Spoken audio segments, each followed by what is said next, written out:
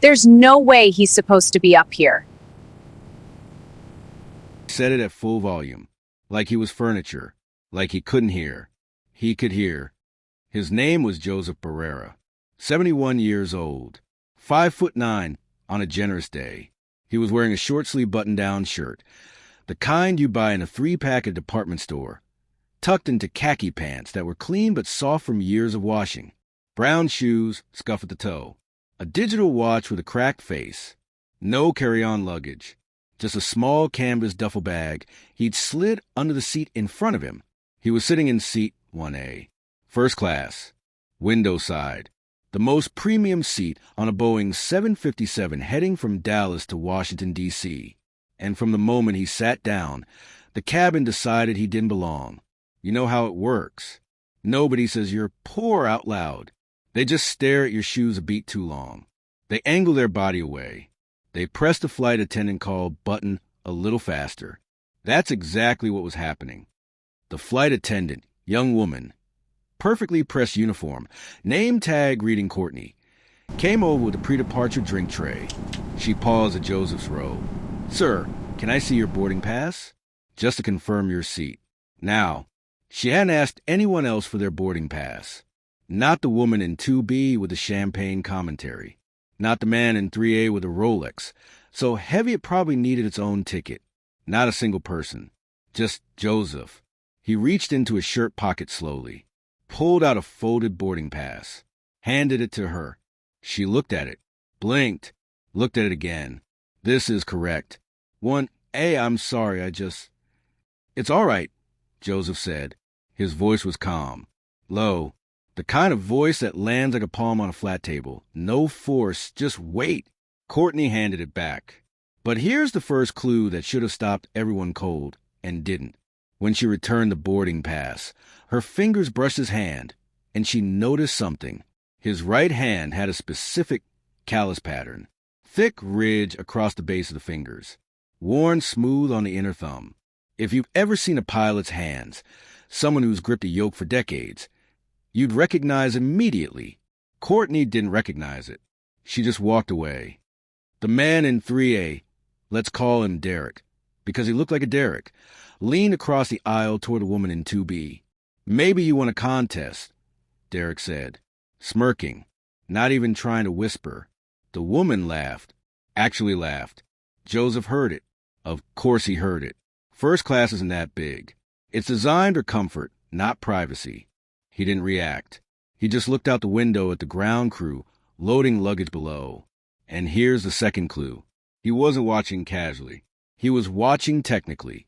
His eyes tracked the cargo belt loader, checked the positioning of the ground power unit, glanced at the wing, specifically the leading edge slats, and then looked at the engine intake like he was inspecting from 30 feet away through a pressurized window.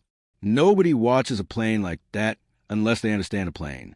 Deeply, mechanically, intimately. Derek didn't notice. He was too busy being Derek. "Hey!" Derek called out. Directly at Joseph now. Not even pretending. First time flying first class? They've got warm nuts. Life-changing. A couple of passengers chuckled. Joseph turned from the window, looked at Derek, and for just a second, something flickered in his eyes. Not anger. Something closer to patience reaching its edge. Like a man who survived things that would make small talk feel like static. "I've been up front before," Joseph said quietly. Derek snorted.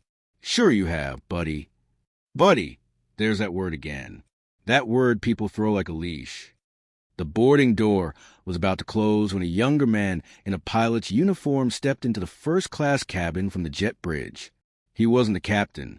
He was the first officer, the co-pilot. Mid-30s, sharp uniform, moving quickly toward the cockpit. He passed row 1. Then he stopped. Dead stopped.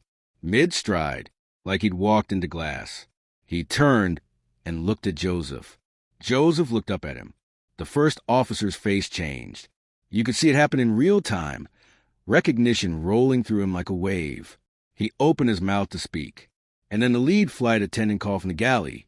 "Ryan, they need you up front. We're behind on pushback." The first officer, Ryan, closed his mouth, nodded once at Joseph. A deep, specific nod, the kind that carries respect you don't give to strangers. Then he disappeared into the cockpit. The woman in 2B saw the nod. She looked at Joseph, then looked at the cockpit door. Her brow creased for exactly 1 second. Then she sipped her champagne and moved on. Third clue, right there, ignored. 20 minutes into flight, Courtney came through with the meal service. She placed a linen napkin and a warm plate in front of Joseph. Derek leaned over again. Make sure you get a picture.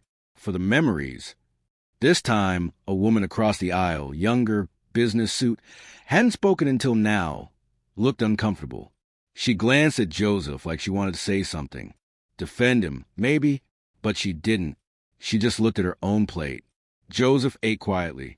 Neatly, when he finished, he folded the napkin into a perfect square and placed it on the tray. Not balled up, not tossed aside. Folded, with precision, the way someone folds things when discipline isn't a choice. It's a foundation. About 40 minutes before landing, the cockpit door opened. The captain stepped out. Full uniform, for stripes, silver hair at the temples. He was maybe 55, tall, composed, the kind of presence that makes a cabin go quiet just by existing. He stepped into first class, and he didn't scan the rows. He didn't glance around. He walked directly to seat 1A, and he stopped in front of Joseph Barrera. The cabin watched. The captain straightened his posture, and then he did something no one expected. He extended his hand and said, loud enough for every single person in first class to hear, Captain Joseph Barrera, it is the honor of my career to have you on my aircraft. Dead silence. Derek's smirk dissolved like sugar in hot water. The woman in 2B lowered her champagne glass. So slowly you'd think it weighed 40 pounds. The captain continued. For those of you who don't know, and clearly, some of you don't, the man sitting in 1A is retired Captain Joseph Barrera. 38 years of service. Over 22,000 flight hours. He was a chief pilot who developed the emergency protocol training that every commercial airline in this country now uses. He paused. Let that land. In 1994, Captain Barrera was commanding a flight out of Chicago when both engines suffered catastrophic failure due to a bird strike at low altitude. 306 passengers on board. He glided that aircraft without power onto an emergency runway in under 90 seconds. Every single soul survived. Every one. Another pause. I know this because I was 6 years old, and I was in seat 14C. He saved my life. He's the reason I became a pilot. The cabin wasn't just quiet anymore. It was hollow. The kind of silence that fills with shame. Joseph looked up at the captain, and his eyes, those steady, heavy eyes, went soft. Just for a moment. You turned out all right, son, Joseph said. The captain's jaw tightened. He blinked hard, nodded. Then he reached down and shook Joseph's hand with both of his. Derek stared at his own lap. The woman in 2B set her glass down and didn't pick up again for the rest of the flight. The younger woman across the aisle wiped her eyes with her napkin. Nobody said a word. Not one word. When the plane landed in D.C., something happened that doesn't happen on commercial flights. The captain came back on the intercom. Ladies and gentlemen, before we deplane, I'd like to ask that we allow one passenger to exit first.